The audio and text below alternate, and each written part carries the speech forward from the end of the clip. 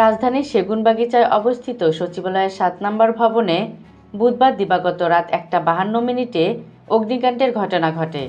পরে খবর পেয়ে কয়েক মিনিটের মাথায় ফায়ার সার্ভিসের ২০টি ইউনিট ঘটনাস্থলে পৌঁছে আগুন নিয়ন্ত্রণে কাজ করে। আগুন নিয়ন্ত্রণে ফায়ার সার্ভিসকে সহযোগিতা করেছেন পুলিশ ও সেনাবাহিনীর সদস্যরা। অবশেষে ৬ ঘণ্টা পর আজ বৃহস্পতিবার সকাল ৮:০৫ আগুন নিয়ন্ত্রণে আসে। আগুন নিভানোর কাজ করতে গিয়ে ট্রাক চাপায় ফায়ার সার্ভিসের এক সদস্য নিহত হয়েছেন বলে জানা গেছে। এদিকে ফায়ার সার্ভিস ও সিভিল ডিফেন্স অধিদপ্তরের মহাপরিচালক ব্রিগেডিয়ার জেনারেল মোহাম্মদ জাহেদ কামাল বলেছেন, সচিবালয়ের আগুনে সবচেয়ে বেশি ক্ষতিগ্রস্ত হয়েছে ৮ ও ৯ তালা।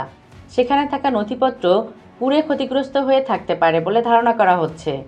তবে আগুন লাগার কারণ বা ক্ষতির পরিমাণ এখনও জানা যায়নি। এ ঘটনায় তদন্ত কমিটি গঠন করা হবে বলে জানিয়েছেন স্বরাষ্ট্র উপদেষ্টা লেফটেন্যান্ট জেনারেল অবসরপ্রাপ্ত মোহাম্মদ জাহাঙ্গীর আলম চৌধুরী।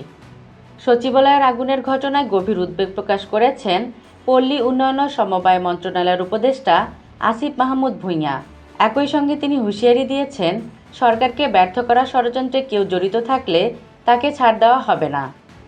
সচিবালয়ের অগ্নিকাণ্ডের ঘটনায় দেশের সর্বোচ্চ এই প্রশাসনিক কেন্দ্র ও আশেপাশের এলাকায় নিরাপত্তা জোরদার করা হয়েছে। জিপিও থেকে শিক্ষা ভবন পর্যন্ত রাস্তা বন্ধ রাখা হয়েছে।